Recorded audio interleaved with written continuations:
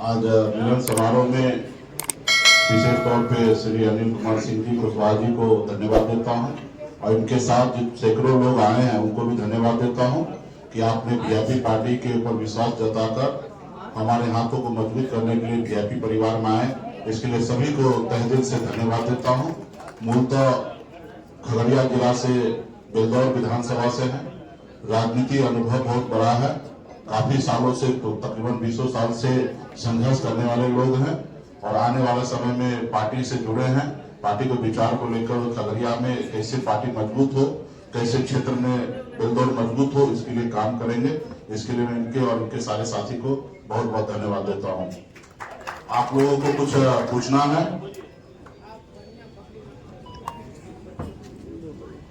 कुछ है? Seat sharing का बताइए सर, क्या हुआ? सीट चाहिए आपको? सीट गठबंधन 243 सीट पर हम लोग लड़ रहे हैं और सीट शेयरिंग का भी हम लोग इंटरनल बैठक कर रहे हैं, लगातार बैठक कर रहे हैं। गठबंधन के सभी दल लोग कर रहे हैं और आप सबको जानकारी है, कोऑर्डिनेशन कमेटी के अध्यक्ष हमारे श्री तेजस्वी प्रसाद यादव जी है।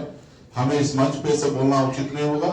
एक बार इंटरनल सब चीज क्लियर हो जाएगा और आप लोगों के बीच में बहुत जल्द आपके बीच में हम लोग आएंगे और कितना सीट पर कौन पार्टी लड़ेंगे वो आप लोगों को जानकारी दे देंगे। मुख्यमंत्री का चेहरा कौन होगा तय हो गया है क्या? मुख्यमंत्री का चेहरा कौन होगा तय हो गया है? ये सब चीज का जो भी आप सवाल कर रहे हैं, प्रेम से बोलो राधे, प्रेम से बोलो राधे राधे। कहाँ से लड़ेंगे, इस सब चीज का जो जानकारी है हम लोग गठबंधन के प्लेटफॉर्म पे से देंगे। कैसी खबर है? सिंगल डिजिट में मिलने वाला है।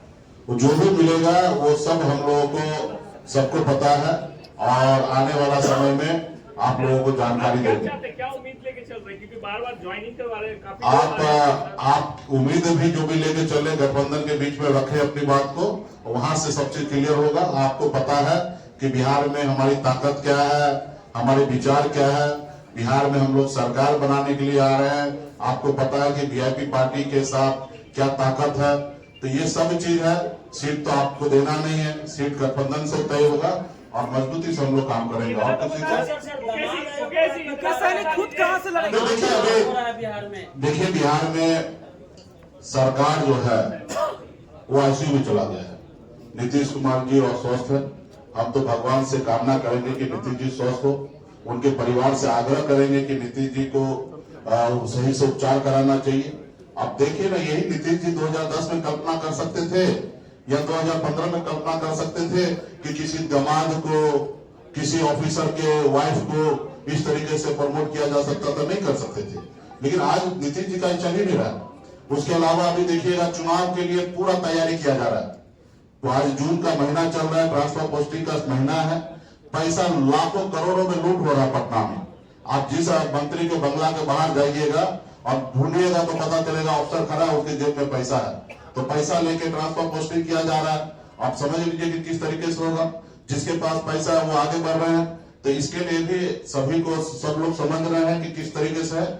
और नीतीश जी जो है कि वो मान ही नहीं रहे हैं।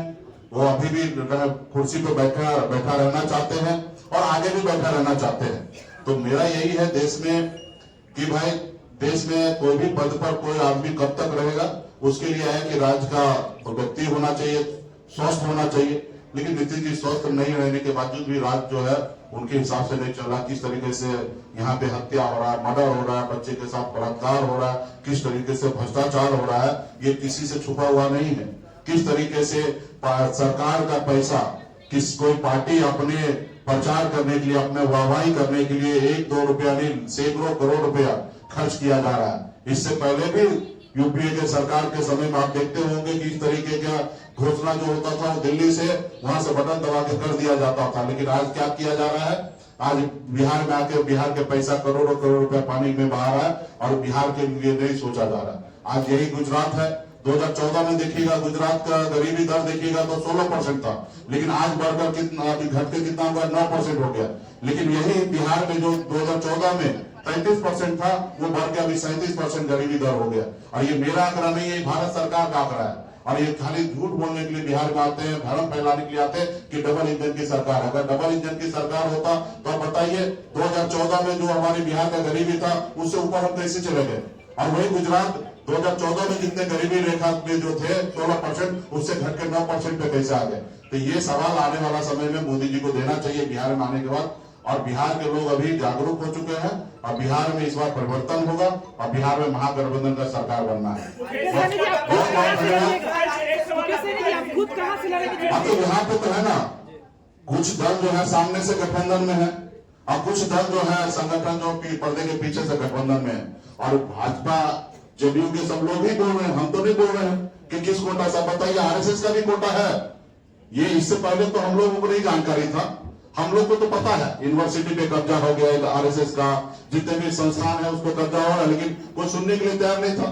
वो लगता था लोगों को कि भाई ये विपक्ष में है और ये आरोप लगा रहे हैं, लेकिन अभी तो जो सत्ता पक्ष में वही बता रहे हैं कि आरएसएस के कोटा से जा रहा है। अब बताइए, संवैधानिक पद है, ये आयोग हो गए, ये सब चीज है, ये संवैधानिक पद है। यहाँ पे जो भी व्यक्ति हो वो निर्भय होना चाहिए, किसी दल के बारे में नहीं सोचना चाहिए, वो अपने राज्य के प्रति, नागरिक के प्रति सोचना चाहिए। अगर वहां पे अगर आरएसएस के लोग अगर पहुंच रहा है तो निश्चित तौर पे वो आरएसएस के एजेंडा पे बात करेंगे, आरएसएस के बारे में बात करेंगे। तो आने वाला समय में हम लोग काम करने के लिए जाएंगे। आने वाला अभी भी आप देखिएगा बिहार में जिसके पास पैसा है, जिसके पास पहुंच है, जो अच्छे परिवार से आते हैं उनको अच्छी जगह पोस्टिंग हो रहा है। वही गरीब है, एससी है, ओबीसी है, अति पिछड़ा है, उनको ढकेल के किसी ब्लॉक में बैठा देता है, किसी गांव में उनको भेज दिया जाता है। लेकिन वही जिसके पास पैसा है, जिसकी पहुंच है, उनको पटना में पोस्टिंग करता है, उनको तनख्वाह के अलावा 16% अतिरिक्त पैसा उनको मिलता है। तो ये सारे चीज को भी आने वाले समय में परसों हम खुलासा करेंगे। और बिहार में अभी सही नहीं चल रहा है। इस सरकार को, बिहार के हर नागरिक को, हर व्यक्ति को जवाबदेही बनता है कि उसको बदले। और आप सभी मीडिया के साथी से भी आग्रह करता हूं, इसमें आप लोग भी हमारा सहयोग कीजिए। मुकेश सहनी चुनाव कहाँ से लड़ेंगे? मुकेश सहनी चुनाव कहाँ से? जानकारी देंगे, चुनाव लड़ेंगे और जहां से भी लड़ेंगे आपको जानकारी देंगे। पुरानी सीट क्यों देख रहे हैं? बहुत बहुत धन्यवाद आपको। पुरानी सीट क्यों देख रहे हैं? जहाँ से आप पहले लड़े थे वहीं क्यों देख रहे हैं? फिर से हम 243 सीट है, सुरक्षित सीट छोड़कर बिहार में कहीं से भी लड़ सकते हैं। मुकेश सहनी जी कहाँ से लड़ेंगे? अच्छा।